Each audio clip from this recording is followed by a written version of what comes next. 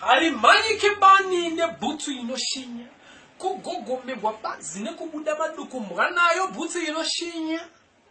Kutotora kuruboshwe kuisa kuzidli, wotora kuzidli woisa kuruboshwe. Zvakangofanana kushafura chete dzakushinya bhutsu idzi.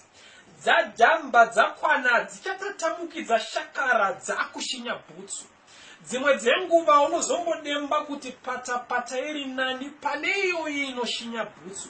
Zvichida paya patomanikidzwa kurikadira mugedhe takapfeka dzinoshinya bhutsu.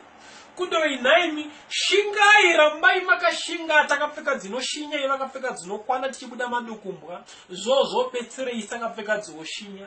Kudoi naiwe chibuya zveunyorese wanewo mukana wekuchinja bhutsu utenge tsva iwe tsve haudi uchafa uchingoshinyiwa.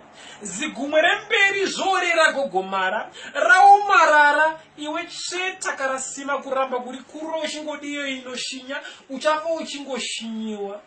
Zvo inoshinya inokugadzira inoshinya haifambiki nayo, inoshinya haimhanyiki nayo, inoshinya inokupisa mutsoka unoita sawakatsika rinonga ndumazimbe.